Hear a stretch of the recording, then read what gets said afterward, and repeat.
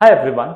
It's very important to understand the semen report that you have been given by a lab, because once you get the reports, you don't know what is the count, how much it should be, and what should be the mortality and morphology of the sperm, or DFI is there, or any other procedure is done. So you must always understand what's given in your report. So in today's video, we will see how to read a semen analysis report. Last video, we had seen how to collect the semen sample. If you haven't, just please watch that video first. So we will deep dive into the report. I'll show you the report and explain everything one by one. So let's go to it. See, first thing that you can see on the screen, that is semen analysis report. Whenever you see here, all you have to see, you have to focus on this abstinence. Abstinence means when did you last ejaculated? Okay, by any means, via masturbation or via having intercourse, or you had a nightfall. So you have to see the abstinence. So it varies. Let's say if you are going for semen test, then your this abstinence should be within 2 to 7 days. But if you are going for semen DFI, DNA fragmentation index, in that case your abstinence should be around 1 day, within 24 hours. Okay, what about IUI and IVF? In such cases, see, it totally depends on your count and motility. If your sperm count and motility is good, in that case, the abstinence could be 1 day or 0 days also. Okay, because you need to keep meeting with the female partner to deposit maximum number of sperms in the uterus, in the fallopian tubes. Okay, so for IUI and IVF, it's okay to have lesser day of gaps. So only for semen analysis, you need to have the abstinence of 2 to 7 days. Otherwise, it can be low. But in case of patients whose sperm count and motility, which we are going to see very soon, if the sperm count and motility is very low, in that case, the abstinence, you can increase the abstinence just to get the sperm count. Okay, so that a person who's evaluating your sperms can understand whether you have sperms or not, what kind of sperms are there, and what all are there in the semen. Okay, let's move ahead. Next comes is macroscopic examination. What all do we see? We see appearance. It should be opalescent as per WHO 2021 criteria. There should not be any yellowish color or a reddish color. Red means blood is there. Yellow means you may have jaundice or you are on medication. So all this person see.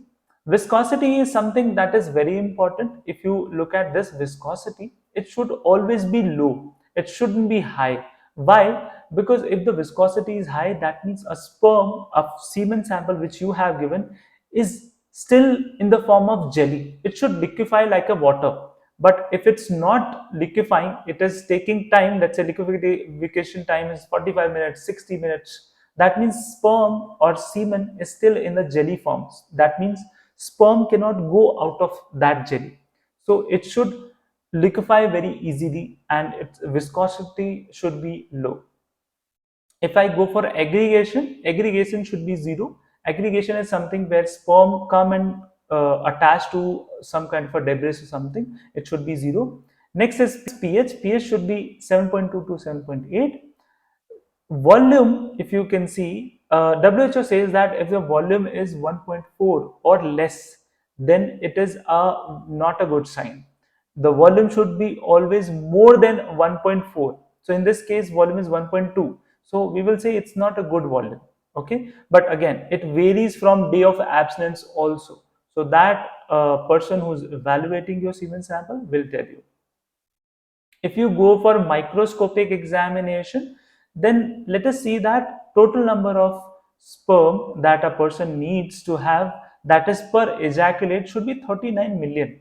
But what about per ml? Per ml, it should be minimum 16 million. More, it can be anything. But minimum, you want 16 million sperms. In total motile, what do we mean by total motile? There are different type of motility. Example, we have progressive motility, we have sluggish motility, we have non-progressive, which are not moving.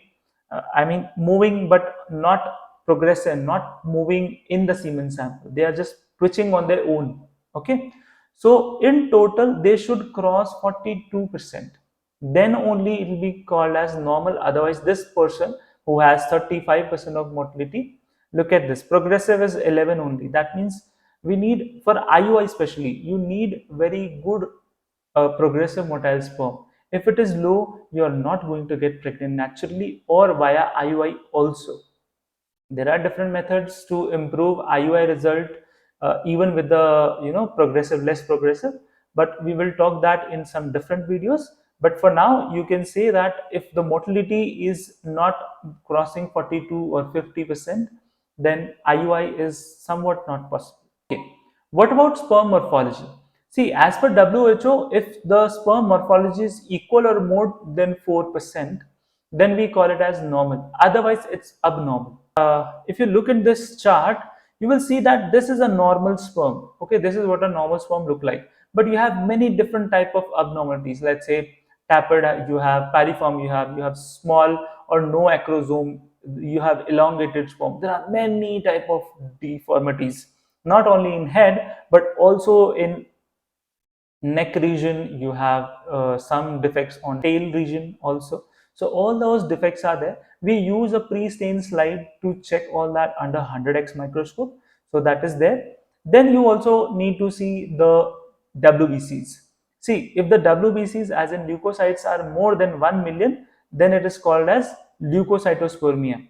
Okay, and sperm survival is also done. Sperm survival is mostly done to check whether the sperm can survive for, let's say, 6 hours, 24 hours, 48 hours, 27 hours. Why? Because in case of especially IUI, you need to know, when you do the insemination, how long a sperm is surviving in the fallopian tubes. It's very important to know. That's why we do sperm survival test, and it should always be more than 60%. I prefer 80% because 60% also gives very low result.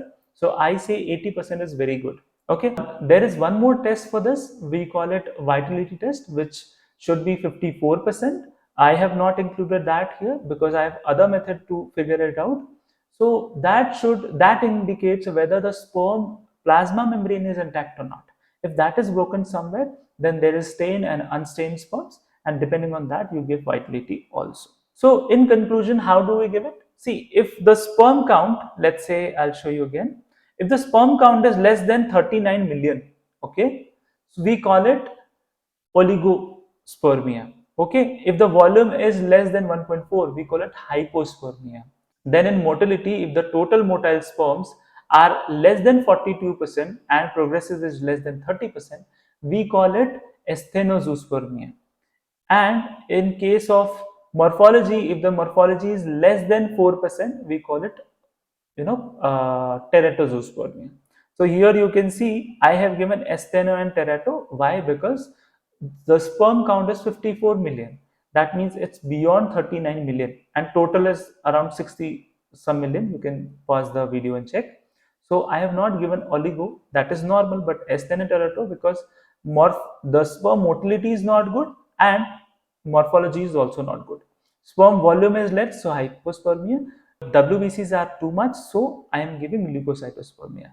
Overall, if I see, depending on sperm survival test also, I can say that IUI is not doable in this case. You cannot perform IUI. If you do IUI with this, surely you will get a very bad result.